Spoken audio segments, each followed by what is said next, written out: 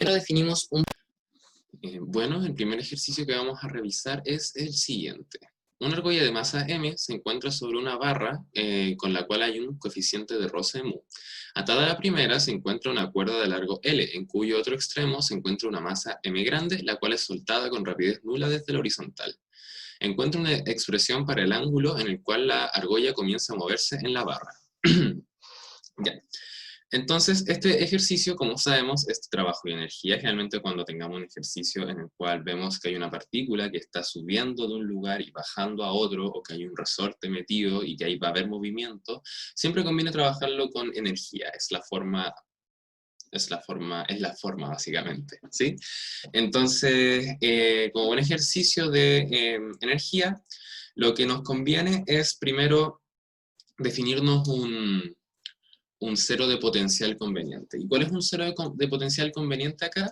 Yo considero que el cero de potencial conveniente es la altura a la cual se va a encontrar mi péndulo, claro, la masa amarrada a la cuerda, cuando yo la suelte y empiece a moverse, y en ese momento en que ya va a empezar a arrastrar la argolla consigo, esa altura que alcance, o sea, a la altura que se encuentre en ese punto, es el cero de potencial que me conviene y que yo voy a elegir. Entonces lo voy a representar acá rápidamente. Supongamos que acá tengo la barra que me quedó un poco chueca.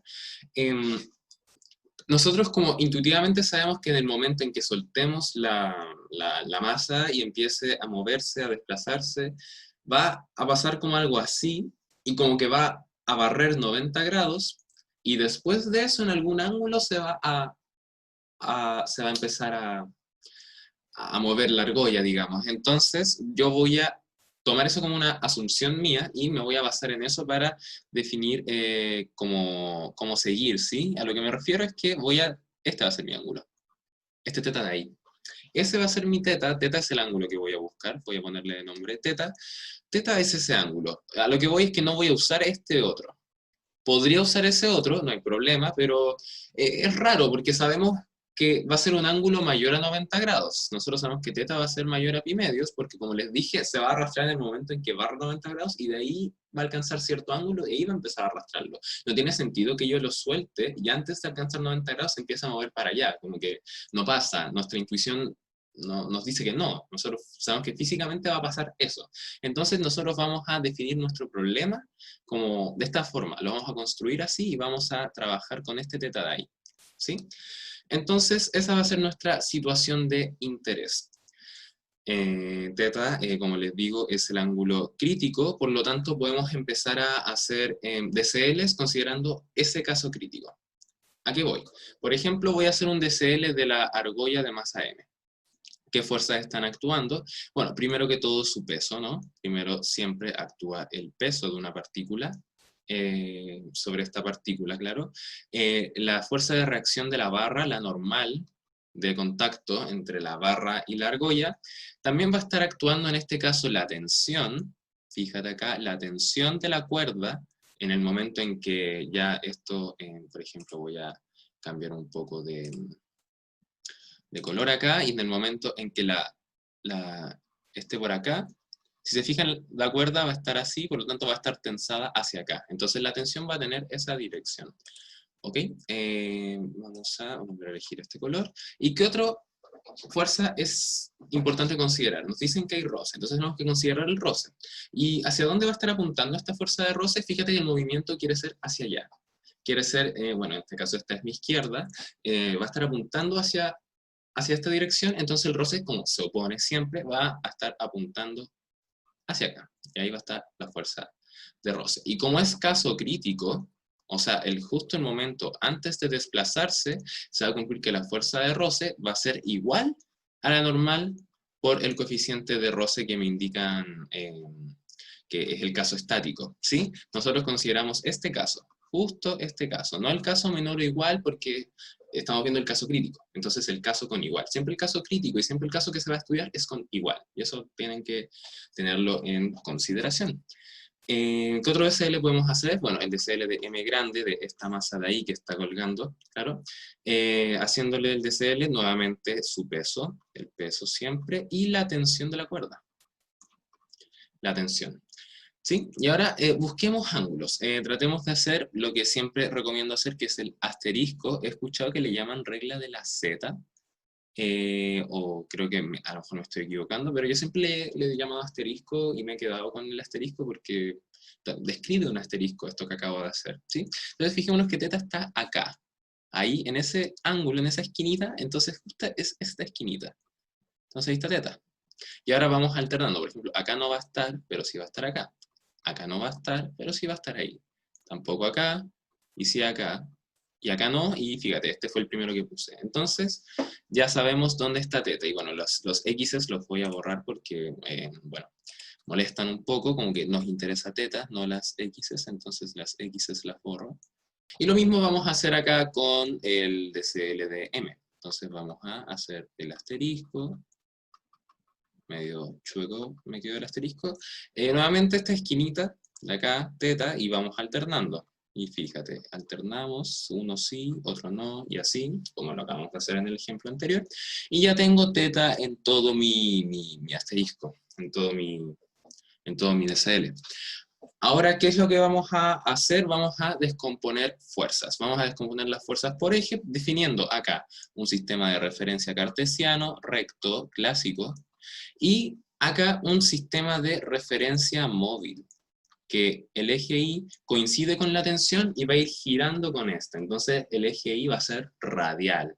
Siempre va a estar apuntando hacia el centro de giro, que en este caso el centro de giro va a ser como el punto donde está la argolla. Fíjate que la argolla está acá y el giro de la masa va a ser en torno a esa argolla. Entonces consideramos el eje Y radial apuntando siempre hacia la ya mencionada argolla. Entonces vamos acá primero con M, suma de fuerzas en X es igual a la masa por la aceleración, y fíjate que la aceleración en X y la aceleración en Y son ambas nulas, porque estamos considerando el caso crítico, justo el caso antes de que se mueva. Entonces es cero. Sumando fuerzas en X tenemos primero la fuerza de roce, menos la tensión, fíjate, el lado adyacente al ángulo, entonces es coseno de teta, y igual a cero, y no tenemos ninguna otra. Equivalentemente, la fuerza de roce es igual a t coseno de teta. Como dije antes, estamos en el caso crítico, entonces la fuerza de roce es igual a la normal por mu, entonces equivalentemente la normal por mu es igual a la tensión por el coseno de teta. ¿Sí? ¿Claro es todo hasta acá? Ahora vamos a seguir sumando fuerzas, pero ahora en Y. Y esto es igual a la masa por la aceleración en Y, que ya mencioné antes era cero. Entonces, equivalentemente, ¿qué fuerzas tenemos en Y? Tenemos más, tenemos primero el peso apuntando hacia abajo, entonces menos mg, más la normal, que está apuntando hacia arriba, si vemos el DCL. Y ahora la tensión, que fíjate que ahora es cateto opuesto al ángulo. Entonces, acá va a ser seno. Entonces, y como está apuntando hacia abajo, es menos t seno de teta. Igual a cero, porque como dije, la aceleración era cero. Equivalentemente, me va a quedar, pasando todos los negativos hacia el otro lado, me va a quedar la normal igual a mg más t seno de teta. Perfecto, hasta acá ya estamos bien. Ahora vamos a ver el caso de la masa m. Nos vamos a interesar únicamente en el eje Y. ¿Por qué? Porque en el eje X no es de mi interés, porque yo lo que quiero hacer, y esto es algo que muy parecido a lo que se hizo en el examen 1, fue, y algo que muchos de hecho se confundieron, descomponer, considerar un sistema fijo y decir que la aceleración en todos los ejes era cero, y eso no es correcto. Tenemos que fijarnos que hay una aceleración centrípeta en este eje. Si se fijan, cada vez que describimos un movimiento circular y yo tengo una partícula que está girando, esta partícula tiene una componente de aceleración tangencial y una componente de aceleración centrípeta que apunta hacia el centro, que está relacionada con su giro, más que con su desplazamiento, por así decirlo, tangencial, como la línea que describe, sino como su giro, su propio giro, lo relacionado más a lo ángulo que a lo longitud. No sé si se entiende a lo que voy. Entonces, nos interesa relacionar con la aceleración centrípeta. ¿Por qué? Porque la aceleración centrípeta, precisamente, yo la puedo describir, claro, como en relación a su velocidad angular y su radio, pero también, más importante aún, me interesa describirla en torno a su rapidez tangencial.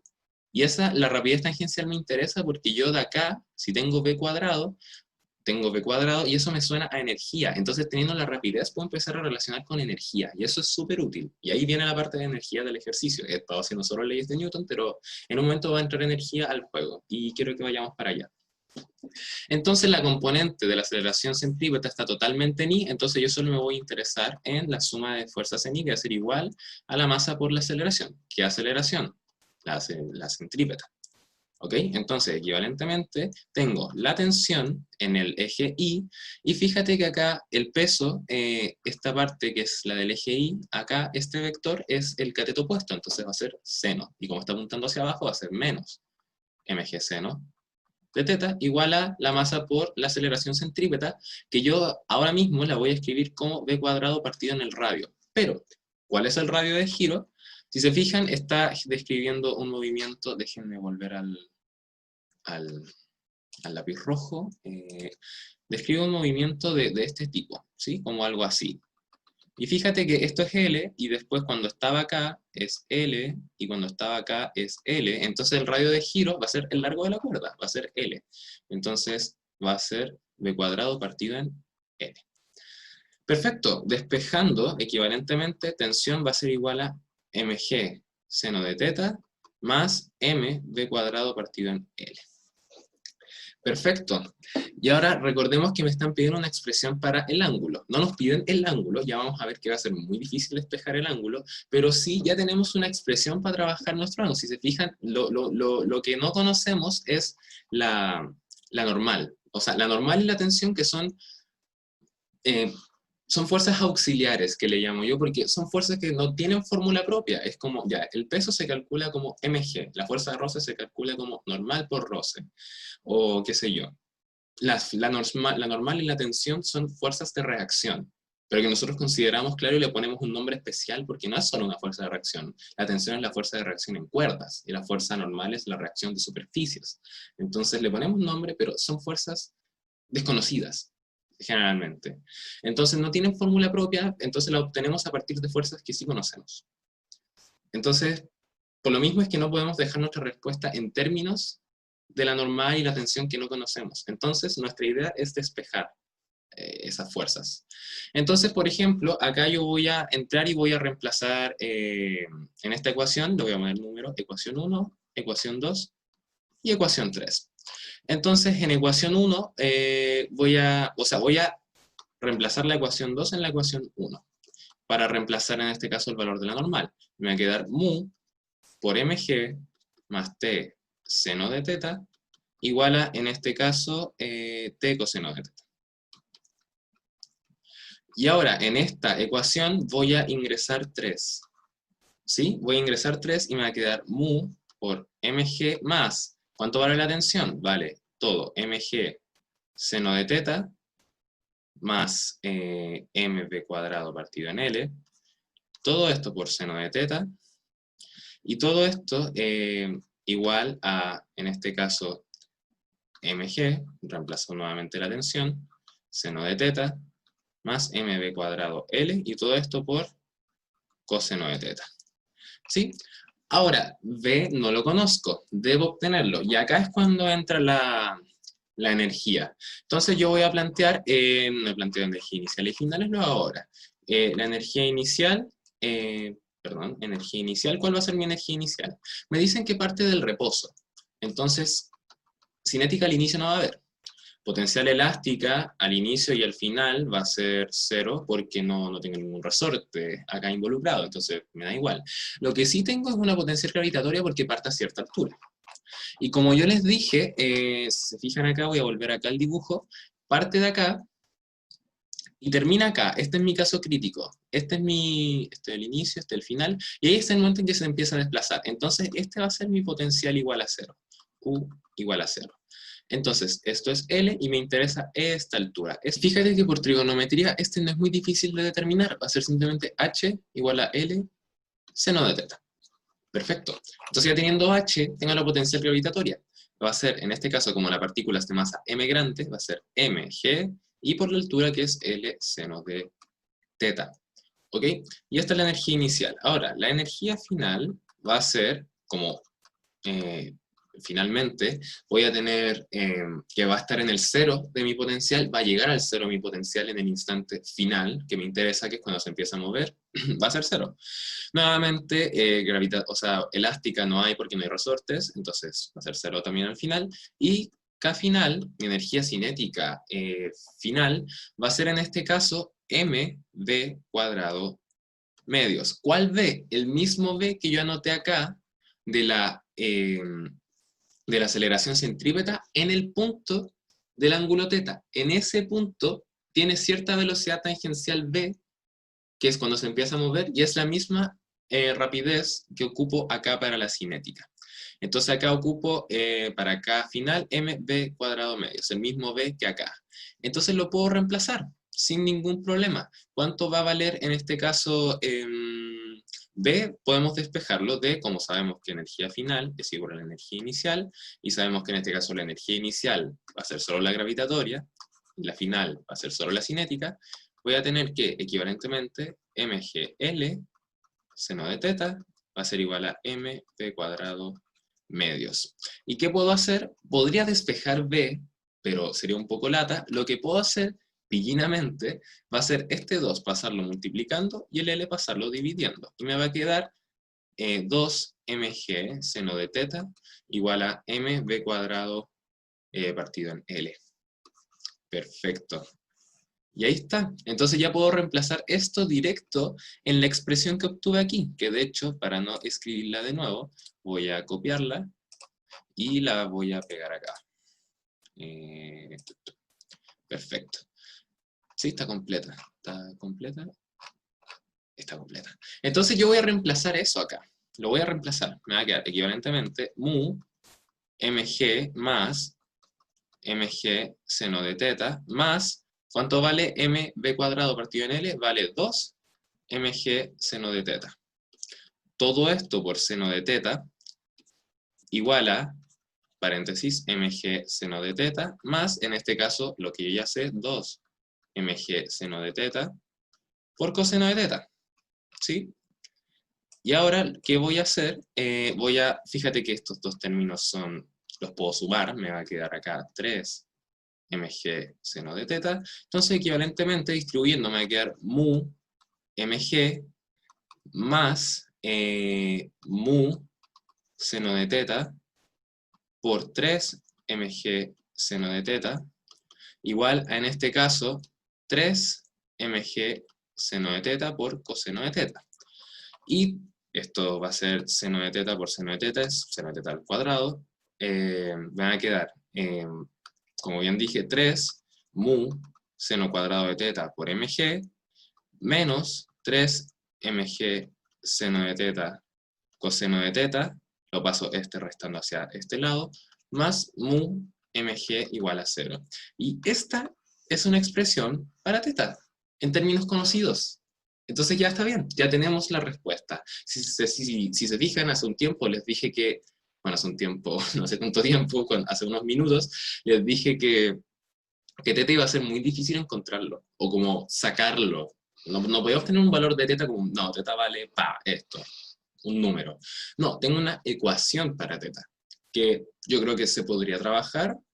Puede ser, yo creo que se puede trabajar, pero lo veo complicado, lo veo complicado. Yo no me la jugaría, pero de momento tenemos lo que nos piden, una expresión para θ, y ahí hay una expresión para θ. Entonces la pregunta ya está respondida.